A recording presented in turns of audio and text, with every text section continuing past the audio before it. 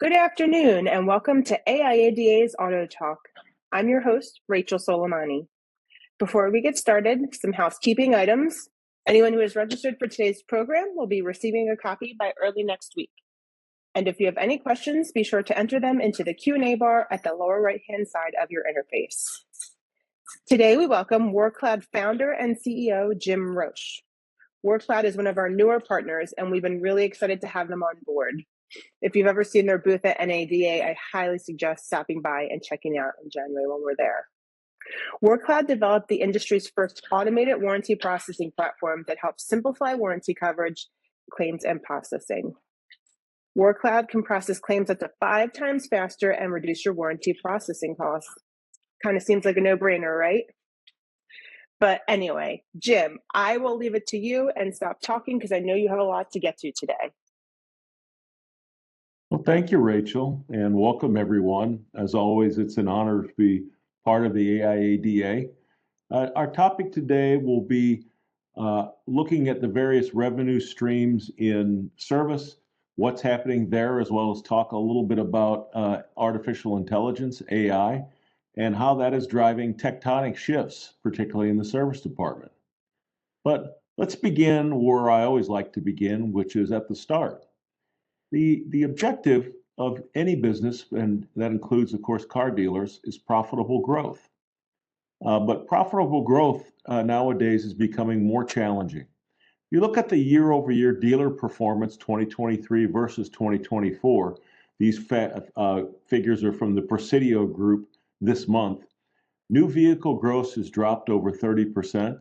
Used vehicle gross has dropped over 19%. F&I is holding its own.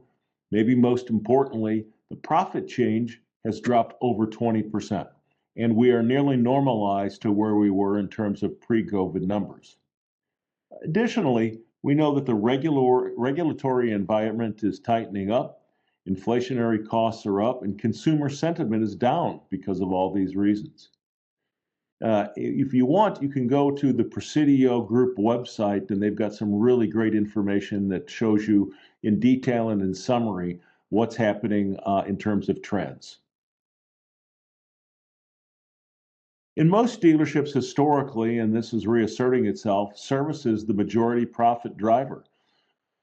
Service only makes up for a small percentage of overall dealership revenue, typically about 12%. But accounts for over 50% of total dealership gross profit. Now, as everyone in the audience knows, there are two primary revenue streams in service: customer pay, or CP, and warranty. The trends in customer pay are interesting. Customer pay growth is decelerating significantly. We saw that trend happening in the run-up to the pandemic, and we're seeing it again now from 2021 to 2023. CP growth last year was less than 5%, which is a little bit alarming.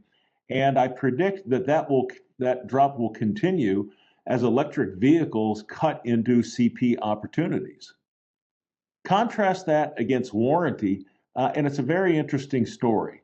Warranty in the run-up to the pandemic grew over 38%, about 7.7% per year on average. And we are projecting between now and the end of 2026 an additional almost 20% growth in warranty revenue. That's driven by two things, one obvious, one kind of not obvious. The obvious one is that we're going to continue to sell more new vehicles, and that means more warranty-covered vehicles on the roads. The second, not obvious, is that J.D. Power has been tracking the warranty costs of electric vehicles, and has found that they run about 300% higher than a typical internal combustion engine. Well, with over 150 new EVs and plug-ins coming to market, we can see that the combination of just new vehicles and an increasing percentage of electric vehicles is going to drive that higher warranty revenue. Which, if you're a dealer or service leader, that's fantastic. But where the challenge is today is in the cost of warranty processing. Processing claims consumes anywhere to 14 to 16% of the gross from warranty. Each claim can take 22 minutes. And this is all because we've been doing it the same way for about 80 years. There's no automation that really helps drive efficiencies here. Couple that to a looming labor shortage for warranty administrators. What we have seen since the beginning of 2020 is that warranty administrators as a labor class are on the decline. They're retiring or they're leaving automotive, and the younger generation is not stepping in and backfilling. Well, if you think about that, if warranty volume is going to go up, and therefore the demand for processing claims is going up, at the same time that the labor pool is shrinking, well, we've got a very obvious and acute scalability problem that we have to think about. And by the way, while I talk about these things, as most of you know who heard me speak before, I'm very research driven. And all of this data, it comes from you, the dealer, the service leaders. We spoke to you in early this year and asked you what trends are you seeing in warranty, and you said warranty claims are going to rise. You said that the cost of claims processing is on the rise, that the time to process a claim has almost doubled, and that's really significant because if the time to process a claim has doubled and the cost of the labor, we all know that wages are going up, compensation is going up, benefits costs are going up.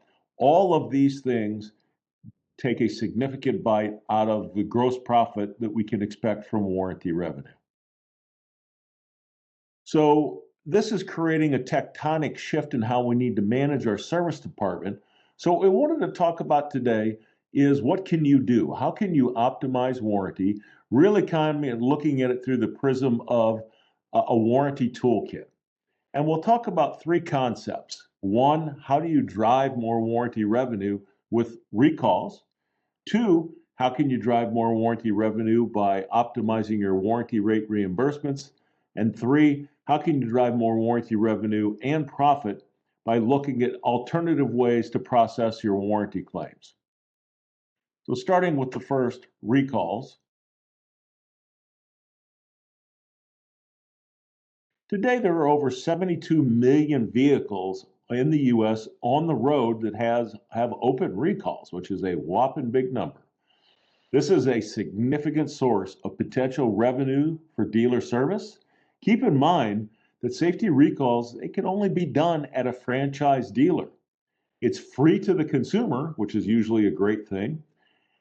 When the customer comes in and they're there for a free rate recall, it's a great upsell opportunity. And if that customer has never visited you or they previously visited you but they've defected, this is a great way to recapture defected customers. So it is just low-hanging fruit. There are many, many services out there, companies that take the data and look at ways that they can identify, communicate with, and set an appointment to get those open recall vehicles to your dealership. When you look at the vendors who do this, keep in mind you want to ask if they can do three different things. You want them to be looking in your primary market area, of course. You also want them to have a mechanism to identify vehicles in your service lane. And finally, vehicles that are just sitting on your lot that are in your vehicle inventory. You want to be looking for open safety recalls in all three of those areas at a minimum and communicating to those customers to get them to come back for the reasons that are listed here. Second, warranty rate reimbursement. Well, I think hopefully everyone knows that increasing your reimbursement rate can improve your top and your bottom line.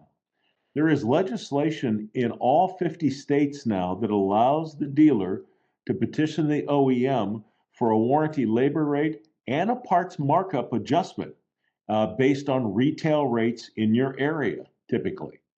However, this requires significant analysis of repair orders that you have in your database, and then someone has to collate that, calculate the rate that you want to request, and then communicate to the factory in a compliant way so that the factory will adjust your warranty reimbursement rate and your parts markup.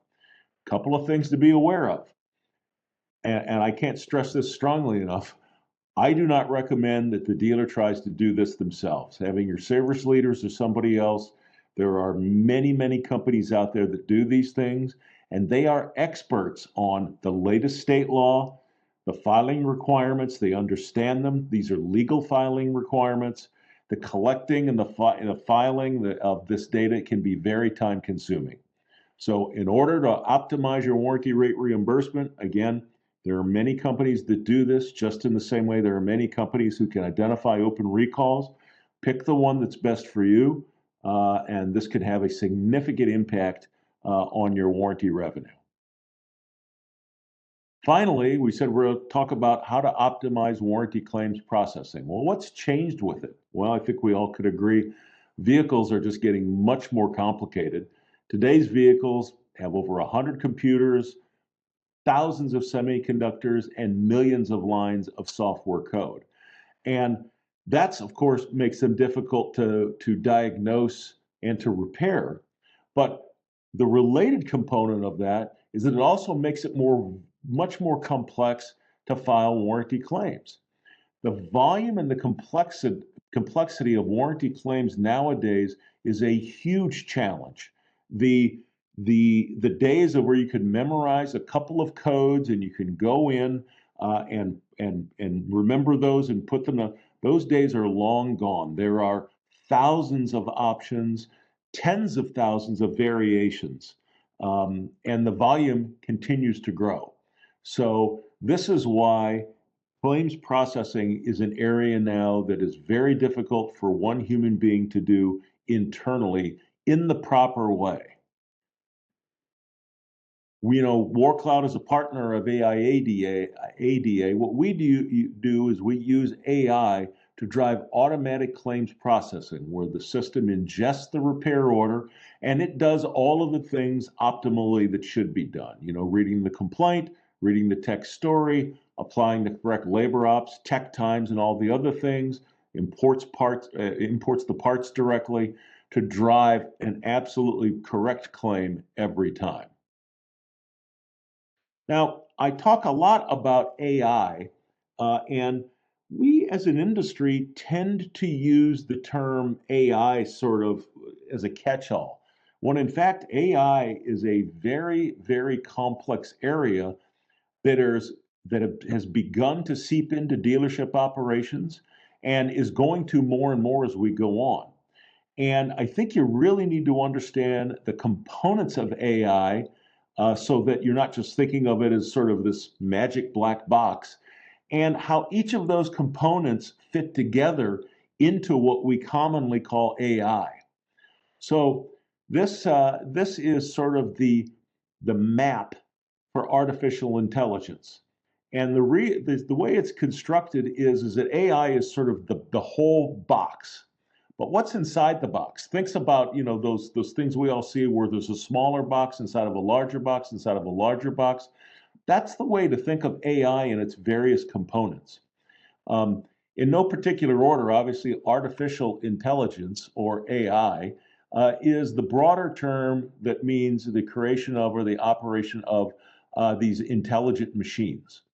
But beneath that are a whole broad set of other terms. Machine learning, which is a subset of AI, refers to systems that can learn from experience. In other words, they take a look at what's happened previously and they learn from that and they adjust themselves accordingly. Natural language processing, sometimes referred to as NLP, refers to systems that can understand language, whether it is written or whether it's spoken. But NLP, again, is a subset of machine learning. So you see, we're moving down into the smaller boxes. Large language models, think of, back into the old days, think of like a set of encyclopedias sitting on a shelf. That was a large language model. That's a type of model designed for natural language processing tasks, such as language generation. You take a huge amount of data, the system analyzes that, but then that sits inside of natural language processing. GPT, and some people refer to Chat GPT, it stands for Generative Pre-trained Transformer, is a large language model that can mimic human-like speech and reasoning. But again, this is a subset. You see, if you look at the diagram here, how Chat GPT sits inside of the GPT box, which is inside of the LLM box, which is inside of the NLP box, and so forth. All of these things are aspects of artificial intelligence.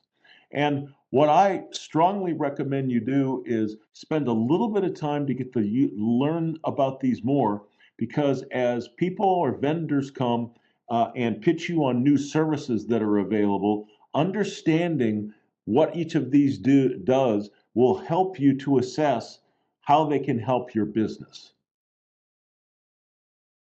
Now, AI is relatively new, but there are a lot of areas of AI that are already being utilized in dealerships.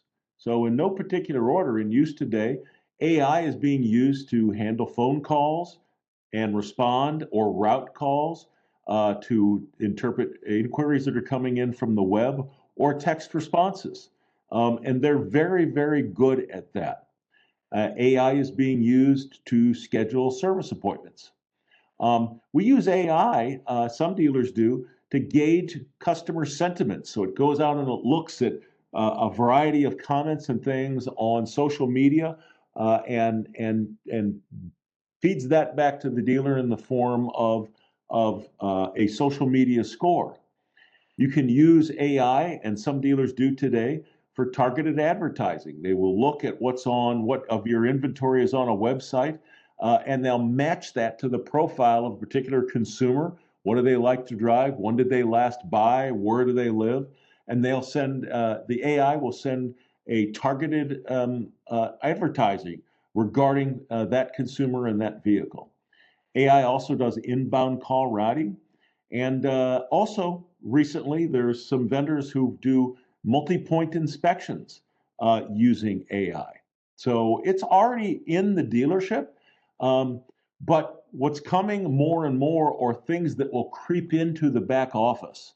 Most notably, is what WarrCloud does, which is warranty claims processing.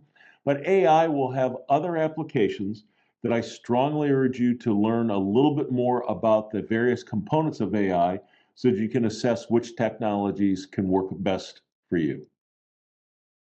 The average results from AI type warranty processing, on average, you could expect to see warranty revenue increase by about 12%, which works out to be about $142,000 a year on average. Very importantly, it helps you to reduce your costs by more than 50%. And these days, we're all very expense sensitive, so that's a good guy, and that also improves your gross, obviously. Claims processed within 24 hours, which obviously improves dealership cash flow. And we all know that the OEMs track scores. How long did it take you to successfully submit a warranty claim? How long did it take you to submit it? What's the time to close the repair order? All of these things are very, very important, and are typical results you can see when you look at using artificial intelligence to do warranty processing, which, by the way, now that I think about it, I just talked about not using the term AI. So in this particular back office application, what's being used is a combination of machine learning and natural language processing, which are subsets of AI. Now, one more thing I want to just share with the audience, even though we don't have a slide on this. There's a new term out there. Some of you may have heard of it. The acronym is RPA. That stands for Robotic Process Automation. Essentially, what RPA is, it is machine intelligence that allows you to input data into a system. It mimics a human being doing data entry. RPA is not artificial intelligence. That's why it wasn't on the diagram. However, it is very, very important to be aware of and to understand RPA, because RPA coupled to AI really turbocharges back office functions because you've got the system doing the decisioning, you've got the system doing the analysis, but at some point, some action needs to be taken, some screen needs to be manipulated, some data entry needs to happen, and RPA can take that over and really helps turbocharge the results that we see from RPA. One final term that I would leave you with that maybe you have heard, but it is a coming wave and it's referred to as smart sourcing. Now, we've all heard of outsourcing. Smart sourcing is the logical extension beyond outsourcing. Smart sourcing is the taking is outsourcing to a vendor that utilizes technology to produce a better result, typically using AI, than you would get from outsourcing just to like a temp agency or something similar to that. So smart sourcing is a wave that's coming that will really help drive automation and better cost related to things like back office functions. So that was a lot. Hopefully that was helpful. If you have any questions, of course, you can visit WarrCloud.com or call us. We're happy to answer questions and help. And I think we've got a little bit of time left where we could take one or two questions. We had a few questions come in, and I will read the first one. Does or can WarrCloud totally replace an admin? An admin, a warranty administrator? Yes. Yes, thank you. It's a great question. So yes, WarrCloud can. WarrCloud is a smart source that takes over warranty claims processing, but we also have an application that people at the dealership use that's called Chirp. It's an app that sits on your phone or on a desktop, and essentially it's a window into everything that WarrCloud is doing. You can look up claims, you can communicate, you can submit additional documentation like rental car receipts or battery test slips. It provides you a window and interaction with the system to do everything. Having said that, just because WarrCloud can replace a warranty admin doesn't mean that you should or you have to. If you've got someone at the dealership who's been there, I'm just picking a number, 20 years, and they really know dealership processes and your customers, you can repurpose that person. I saw a Cox Automotive study recently that said 72% of dealers have at least 3 open recs.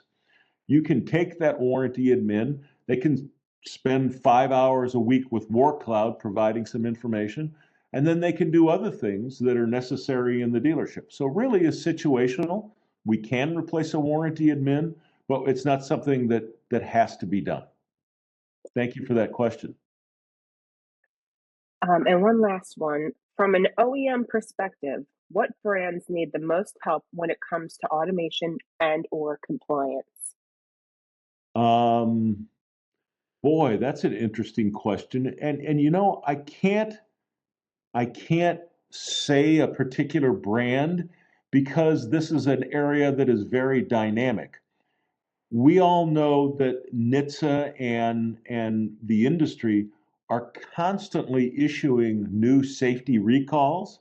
And when a new safety recall comes up, the vehicles and the brands that impacts, that shifts the need for warranty processing.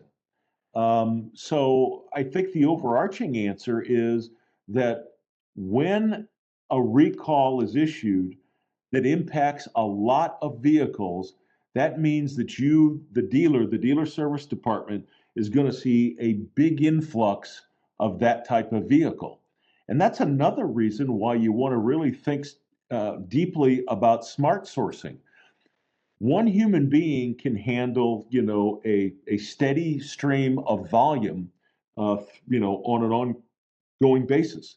But when you see spikes in volume, like we do in warranty claims processing, one person handling that's very, very difficult. You don't have that problem when you're smart sourcing. Smart sourcing is designed where it can handle, peaks, spikes in volume, very easily. So I'm not trying to dodge the question, but it's impossible to answer because it really depends on the situation and circumstances of either the OEM or the brands that the dealer works with. Well, Jim, thanks so much for answering these questions and for sharing this great information with us.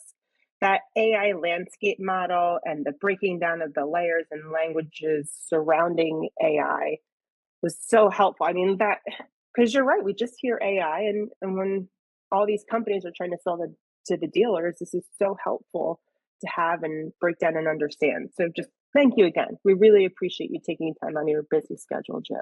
It's my pleasure. And Rachel, I think you said you're going to distribute these slides. Is that right? Yep, everyone will be receiving a copy of this webinar by early next week. Well, that's great. That's great. So if anybody, hopefully nobody was distracted themselves with trying to take notes. You'll have all this, including this AI landscape that I put back up on the screen relatively shortly. And again, if you have any questions, for those of you that know me, you know I love talking about this stuff. So happy to answer questions, as needed. Thanks so much again, Jim. Thank you. Thank you all for attending. To those on the line, join us for our next webinar on Tuesday, November 19th at 2 p.m. Eastern with Strategic Source. For more information about AIADA, visit aiada.org. Thanks for joining and have a great day, everyone.